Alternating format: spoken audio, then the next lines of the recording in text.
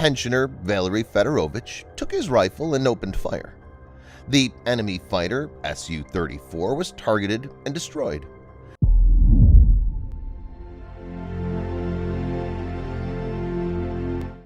Hi guys, and welcome back to the Storm and Cellar. Today we'll take a look at a supposed shoot-down of a Russian Su-34 fighter by just a normal Ukrainian citizen with only his rifle. Let's go ahead and take a look at the video and I'll give you my comments as we go along. A Ukrainian from Cherniv, who in March 2022 opened fire on a hostile aircraft, received a medal from the State Border Service. This is one of the most interesting stories of this conflict. At the beginning of the war, Russia constantly bombed Cherniv. On March 5th, defenders of the city shot down one of the Russian planes. Valery Fedorovich was among those who opened fire on the combat jet. In this video, Defense Updates analyzes how a Russian Su-34 got shot down by rifle fire in Ukraine. The State Border Service of Ukraine announced that officials had awarded the pensioner, Valery Fedorovich, with a medal for assistance in the protection of the state border. Ukrainian State Border Service, in a statement released on August 19th, stated, "When the Russian occupiers continuously bombarded Cherniv, pensioner Valery Fedorovich took his rifle and opened fire. The enemy fighter Su-34 was targeted and destroyed." Definitely Ukrainian Valery Fedorovich was assisted by many Ukrainian citizens during this bring down or shoot down of the Su-34. In fact, the Su-34 carries a tremendous amount of fuel. It carries almost 41,000 pounds of fuel, which equals the fuel load of about 6 F-16s. For the aircraft to explode and crash, I'm guessing one of the many stray bullets from ground fire hit one of the 6 fuel tanks on the S-34. I'm also not sure if the tanks are self-sealing and if their locations are in a very vulnerable place of the aircraft for a shoot down. And 2, with all the hype of the medal and the interview and the video of the tail section, it was definitely a PR ploy to motivate the Ukrainian people to fight on. And our hero received the medal. The State Border Service also released a short video showing Fedorovich with a rifle slung around his shoulder, walking through buildings destroyed by Russian shelling. In memory of the event, the man kept a trophy for himself, a fragment of the downed Su-34. Not only this, but during the hostilities, Valery Fedorovich helped the defenders of the city and peaceful residents. Neighbors with children were hiding in the basement of his house. When asked if he would join the army if age allowed, the man said, "Today, I would climb on foot, on all fours." The Sukhoi Su-34, NATO reporting name Fullback, is a Soviet-origin, Russian, twin-engine, twin-seat, all-weather, supersonic, medium-range, fighter-bomber, or strike aircraft. It first flew in 1990. Intended for the Soviet Air Forces, and it entered service in 2014 with the Russian Air Force. The 4th generation Su-34 first flew in 1990 and entered service in 2014. So apparently, during the fall of the Soviet Empire, the plane was mothballed due to economic problems for the newly formed Russian government.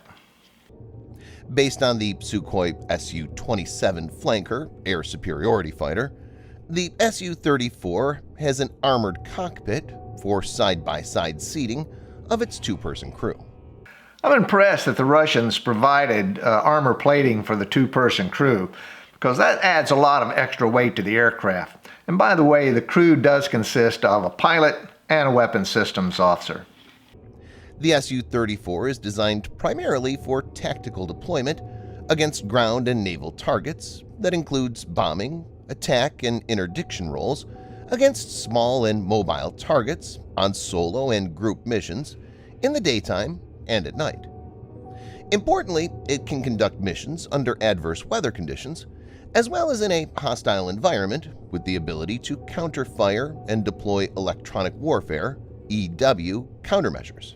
Hey, not only is it a good-looking jet, but but it's also developed for multi-roles and includes all-weather operations, day-night operations. Obviously, it has advanced radar, FLIR or forward-looking infrared, and other equipment to include electronic warfare. Also, this aircraft has 12 hard points, one more than the A-10, which means it's very flexible in the type and number of weapons or pods it can carry on the aircraft. It can reach speeds of Mach 1.8 and has a range of 1,100 kilometers, or 680 miles, and a service ceiling of 17,000 meters. Okay, it's 1,100 kilometers or 689 nautical miles. Now that's the combat range. The ferry range is 4,500 kilometers or 2,400 nautical miles, or the distance an aircraft can go without the extra weight of ordnance hanging off of its wings. Therefore, the combat range is the ferry range added with the ordnance the weapons carries on the aircraft. Hope that makes sense. Small weapons fire can hit an aircraft only if it's flying low. In ideal conditions, an aircraft like Su-34 is not supposed to fly at low altitudes. Many instances indicate that Russian forces appear to have held back the precision-guided armaments that attack aircraft, such as the Su-34, were designed to carry and could be deployed from high altitudes.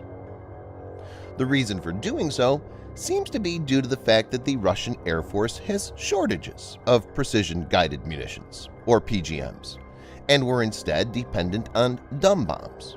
Okay, I'll buy that the Russians are short on PGMs, but that doesn't explain the armor plating around the cockpit. Like the A-10, which is designed to go low and slow over the target area, if the Su-34 was designed for medium altitude, why the tub? Seems like the Russians wanted it to do both low and medium altitude missions. Hitting a target with dumb bombs, which have no guidance, requires coming in low, and this exposes the aircraft to threats, such as man-pads and even gunfire. As of July 18th, Russia's lost 35 fixed-wing aircraft, and 11 have been Su-34s. Now, the Su-34 is Russia's most advanced strike aircraft. Most of these jets were lost to Ukrainian surface-to-air missiles, man-pads or shoulder-launched missiles, and air-to-air missiles. Despite overwhelmingly high numbers of combat aircraft, Russia has thus far failed to achieve air superiority. So it's my opinion that this entire war has been an embarrassment to the Russians. While certainly the luck factor was with Valery Fedorovich, there's no denying that he very well represents the common Ukrainian who are resisting the invasion with everything they have. Okay, I hope you enjoyed this video. If you did, please give me a thumbs up. I'd like to know what you think by leaving your comments down below. So until next time, make sure all your takeoff and landings equal.